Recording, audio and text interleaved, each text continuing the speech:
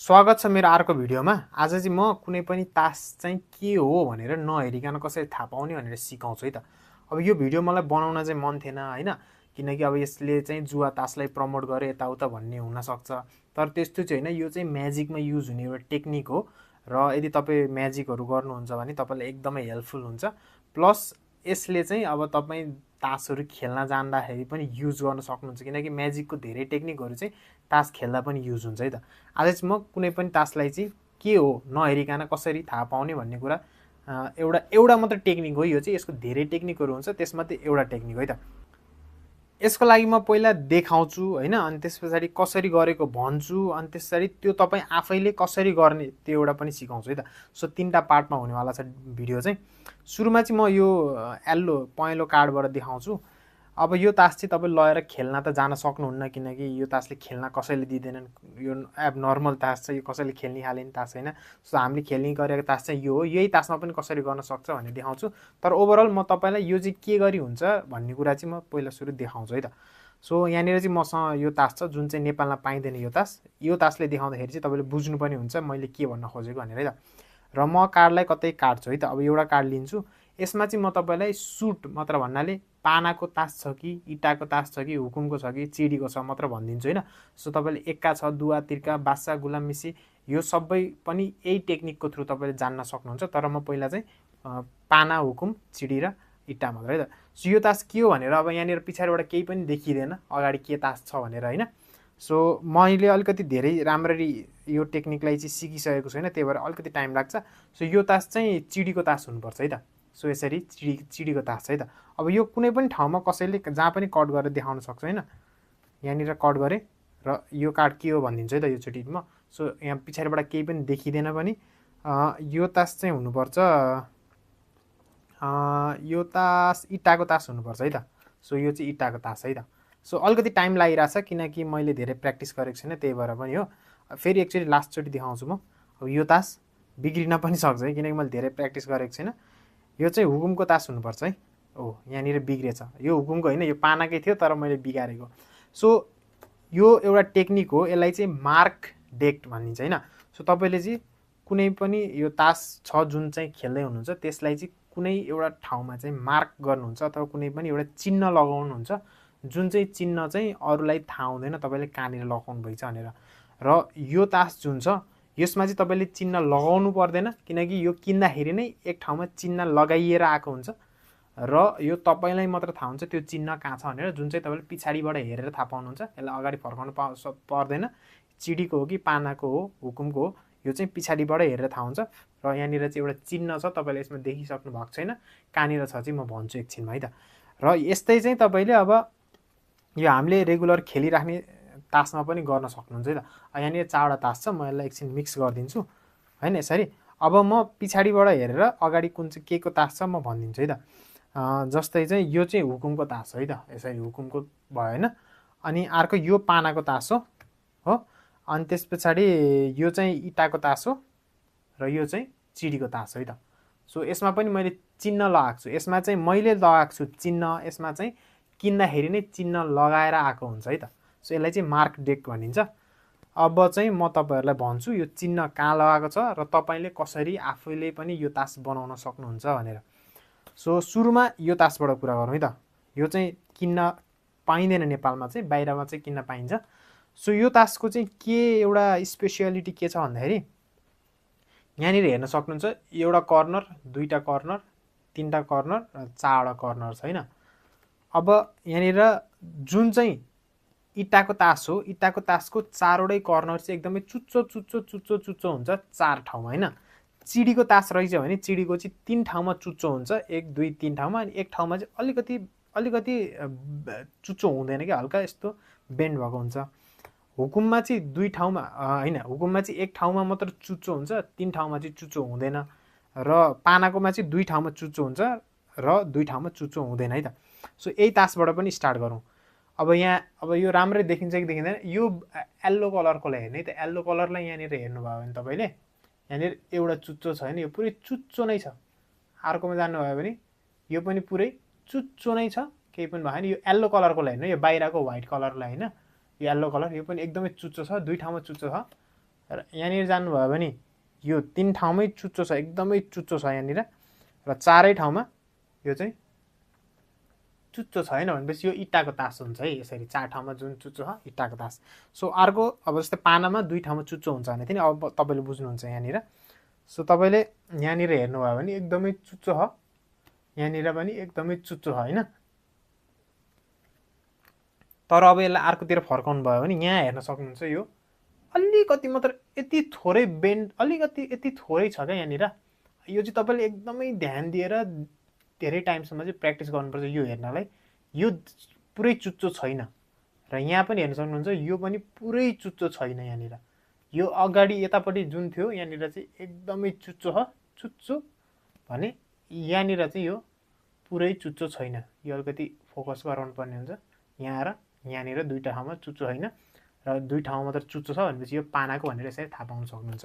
र यसै गरी म तपाईँलाई चिडीमा चाहिँ 3 ठाउँमा चुच्चो हुन्छ भन्ने थिएँ।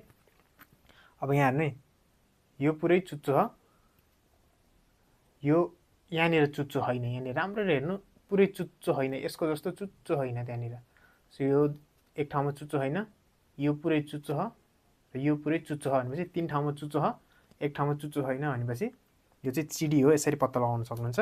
अब यो चाहिँ नजिकैबाट देखाएँ मैले, अलिकति प्र्याक्टिस गरिराखेपछि यही तास मात्र चलाइराखेपछि तपाईँले चाहिँ माथिबाट हेरेर थाहा हुन्छ यो तास कुन हो भनेर। यसमा चाहिँ एक ठाउँमा चुच्चो छ, 2 ठाउँमा चुच्चो छ, 3 ठाउँमा, 4 ठाउँमा चुच्चो छ। इँटाको जस्तो लाग्यो तर नहुन नि सक्छ, पानाको रहेछ, किनकि मैले प्र्याक्टिस गरेँ होइन त्यही भएर है त। आँखाले ठ्याक्कै देखिन्छ चाहिँ यो ठाउँ चुच्चो छ, यो ठाउँ नि चुच्चो छ, यहाँ र यहाँनिर चाहिँ चुच्चो रहन्छ। मैले चाहिँ 4 ठाउँमा चुच्चो देखेँ राम्रो, अलिकति टाढाबाट हेर्दा पनि देख्न सक्नुहुन्छ। यो र यो चाहिँ धेरै चुच्चो छैन, यो र यो चाहिँ एकदमै चुच्चो छ। सो यो त तपाईँले किन्दाखेरि नै आउने तास भयो होइन। सो हामीले खेलिराख्ने तासलाई चाहिँ कसरी बनाउने त यो कुरा होइन। जस्तै मैले यहाँनिर बनाएको छु है त, यहाँनिर चाहिँ मलाई थाहा हुन्छ कुन तास के भनेर, यो पानाको तास हो भनेर थाहा हुन्छ, अनि त्यसरी यो हुकुमको तास हो भनेर थाहा हुन्छ, अनि त्यस पछाडि यो इँटाको तास हो भन्ने थाहा हुन्छ, र यो चाहिँ चिडीको तास हो भन्ने थाहा हुन्छ। यहाँ चाहिँ अब तपाईँले चिडी हुकुमहरू मात्र त थाहा भयो, त्यसो भए त अब एक्का छ कि चिडीको दुवा नि हुनसक्छ, चिडीको एक्का नि हुनसक्छ, यो त पुरै थाहा भयो जस्तो, थाहा नभए जस्तै त भयो नि भन्नु होला होइन। तपाईँले जसरी नै हुकुम चिडीहरूलाई चिन्ह लगाउनु भयो त्यसरी नै एक्का दुवा त्रिकीहरूलाई पनि चिन्ह लगाउन सक्नुहुन्छ है त। अब यहाँनिर चाहिँ के गरी मैले यहाँबाट मैले चिन्ह लगाएको छु, हेर्दाखेरि पछाडिबाट हेर्दाखेरि यो कार्ड सबै नर्मलै हुन्छ, र खेल्ने मान्छेले पनि तासलाई यसरी निहालेर त हेर्दैन नि त, तपाईँलाई मात्र थाहा हुन्छ कि तपाईँले कहाँनिर चिन्ह लगाउनु भएछ भनेर होइन।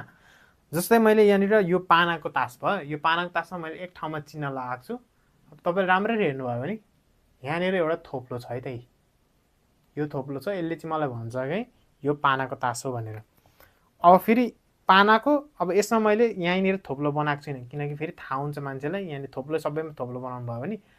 यसमा चाहिँ मैले अर्कै ठाउँमा थोप्लो बनाएको छु, जुन चाहिँ छ यो पाङ्ग्रानिर हेर्नुभयो भने यो पाङ्ग्रामा यो एक ठाउँमा मात्र कालो छ यहाँनिर है त। सो यो चाहिँ चिडी हुन्छ, जुन चाहिँ पाङ्ग्रामा कालो भयो भने चिडी हुन्छ होइन। अब यसमा चाहिँ मैले यो इँटाको तास हो।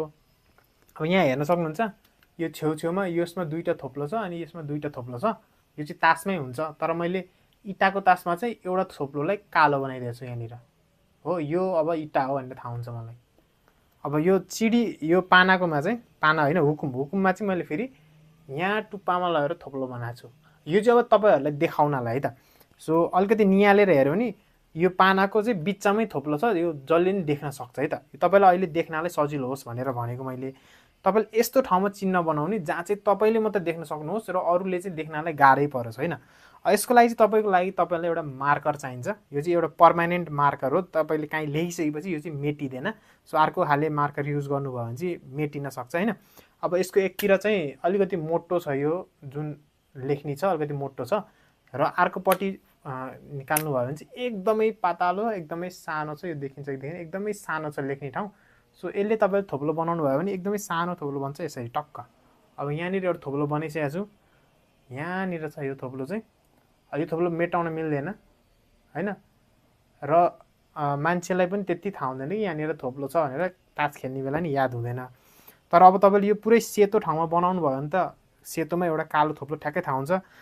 त्यहीँनिर चाहिँ हाम्रो यो ब्याग डिजाइन चाहिँ एकदमै काम लाग्न सक्छ होइन। अब तपाईँले यो ब्याग डिजाइन हेर्न सक्नुहुन्छ, निलो र सेतो छ। सो तपाईँले निलो मार्कर पाउनुभयो भने झन् राम्रो, यसकै कलरसँग म्याच गर्ने, नभए सेतो मार्कर किन्दा पनि हुन्छ होइन। अब कालोले अलिकति थाहा हुनसक्छ भन्ने कुरा हो। तपाईँले यस्तो ठाउँमा चिन्ह लगाउनुहुन्छ, यस्तो चिन्ह लगाउनुहुन्छ जुन अरूले ठ्याक्कै हेर्दाखेरि नदेखोस्। र मैले चाहिँ अब जस्तै कहाँनिर लगाउने त, यो पातमा मैले चिन्ह लगाएँ भने होइन, एकदमै सानो चिन्ह यहाँनिर यसरी होइन। अब यहाँनिर नर्मल मान्छेलाई थाहा हुँदैन कि यो चाहिँ पानाको तास हो, किनकि मलाई मात्र थाहा हुन्छ कि यहाँनिर मैले चिन्ह लगाएको छु एकदमै सानो। अब यो चिन्ह मेटिँदा नि मेटिँदैन। र पानाको तासहरू सबैमा तपाईँले यसरी चिन्ह लगाउन सक्नुहुन्छ र यो चाहिँ पाना हो भनेर थाहा हुन्छ है त। सो यो चाहिँ एउटा टेक्निक थियो जुनमा चाहिँ तपाईँले चिन्ह लगाउनुहुन्छ बाहिरबाट पछाडिपट्टि, अनि तपाईँलाई कुन चाहिँ तास हो भनेर थाहा हुन्छ। र कुनै चाहिँ कार्ड किन्दाखेरि नै चिन्ह लगाएरै आएको हुन्छ। यिनीहरू तासहरू चाहिँ अब नेपालमा चाहिँ बनाउन मिल्छ मिल्दैन मलाई थाहा छैन होइन। र यो एउटा तास छ, यसमा चाहिँ मैले पुरै तासमै चिन्ह लगाएको छु, आफैले चिन्ह लगाएको छु। सो तास मैले अब यो तासले खेलेँ भने चाहिँ मैले नै मात्र जित्नेवाला छु है त। सो म तास चाहिँ खेल्दिनँ खेल्न चाहिँ। र यो टेक्निकहरू चाहिँ म्याजिकमा पनि युज हुन्छ। र अर्को कुरा, यो भिडियो म धेरै बेरसम्म नराख्न पनि सक्छु होइन। सो तपाईँले यसलाई मलाई सब्सक्राइब गर्न सक्नुहुन्छ। सब्सक्राइब गरिसकेपछि कुनै पनि भिडियो चाहिँ मैले प्राइभेटमा राखेँ भने तपाईँहरूले मात्र, सब्सक्राइबरहरूले मात्र हेर्न मिल्ने टाइपले चाहिँ म राखिदिन सक्छु होइन। यो पब्लिक गर्दा अलिकति अप्ठ्यारो हुन नि सक्छ होइन, त्यही भएर। सो यो टेक्निक धेरैलाई थाहा पनि होला, पहिल्यैदेखि खेल्ने मान्छेहरूले त, अझै तास रेगुलरली खेल्ने मान्छेलाई त थाहा हुन्छ धेरै टेक्निकहरू तास चोर्ने होइन। सो यो चाहिँ एउटा मात्र टेक्निक हो। यो बाहेक पामिङ भन्ने अर्को टेक्निक हुन्छ, अनि अर्को तपाईँले सेकेन्ड डिल भन्ने हुन्छ, सेन्ट्रल डिल, जहाँनिर चाहिँ तपाईँले तासलाई नै यसरी बाँड्नुहुन्छ कि तपाईँले माथिको होइन बिचमा जहाँनिर राख्नुपर्छ त्यो तासलाई बाँड्नुहुन्छ क्या। सो धेरै टेक्निकहरू छ, त्यसमध्ये एउटा मात्र टेक्निक हो। र टिकटकबाट को आउनुभएको थियो कमेन्टमा लेखेर जानु होला। र तपाईँहरूलाई यो अलरेडी थाहा थियो भने पनि केही छैन, यो एउटा मात्र टेक्निक हो, धेरैलाई थाहा नहुनसक्छ। सो यस्तै टेक्निकहरू म पछि पनि सिकाउँदै गर्छु। मलाई सब्सक्राइब गर्न चाहिँ नबिर्सिनु होला। र तपाईँलाई म अर्को भिडियोमा कुनै एउटा जादु सिकाउने गरी आउँछु है त।